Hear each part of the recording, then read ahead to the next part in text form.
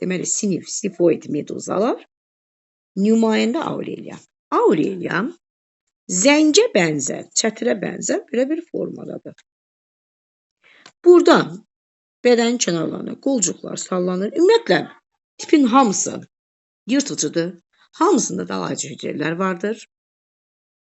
Çətirin kənarlarında qara pigmentli gözcüklər vardır. Çətirin altında ağız dəliyi vardır. Eynən şey kimidir, hidra kimidir. Və burada mədə civciyinin içərisində cinsiyyət hüceyrələri, bax, bunlar da burada əmələ gəlir. Amma hidradan fərqli olaraq meduza həm çox hərəkətlidir, özdə necə hərəkət edir? Reaktiv hərəkət edir, suyu özündən itələyərək reaktiv hərəkət edir və bir də əsas məsələ ayrı cinsiyyətlidir. Necə çoxalırlar? Aureliagil. Aureliya, deməli, 2 dənə Aureliyadır. Təbii ki, dedik, ayrı cinsiyyətlidir. Bundan spermatozoidlər tökülür.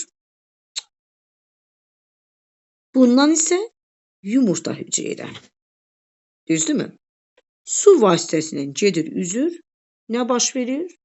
Mayalanma. Mayalanmadan nə əmələ gələcək?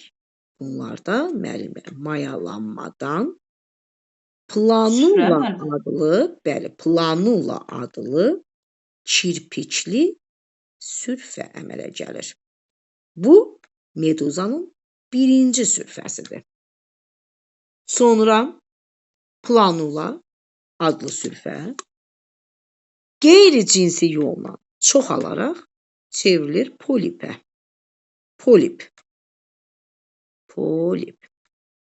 Bu polip bu zaman qeyri-cinsi artıq yolla başlayır çoxalmağa.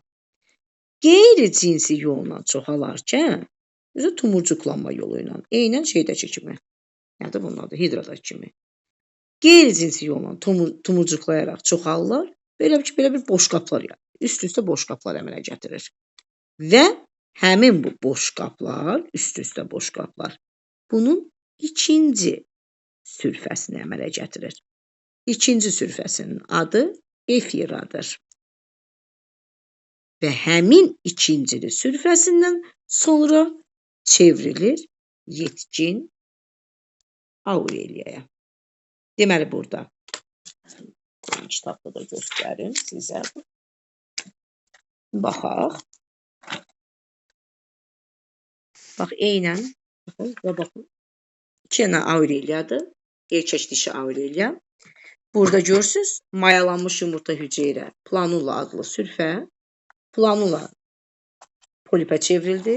Polip tumurcuqlanma yolu ilə, yəni qeyri-cinsi yolla çoxalaraq, görürsünüz, boşqap belə üst-üstə yığılmış boşqaplardır. İkincili sürfəsini əmələ gətirir. İkincili sürfəsi də çevrilir nəyə? Yetkin Aureliya. Cinsi və qeyri-cinsi nəslin növbələşməsini görürsünüz. Yəni, çox hüceyrələrdə burada varmı? Bəli, var. Aureliyada cinsi və qeyri-cinsi nəslin növbələşməsini müşahidə edə bilərsiniz.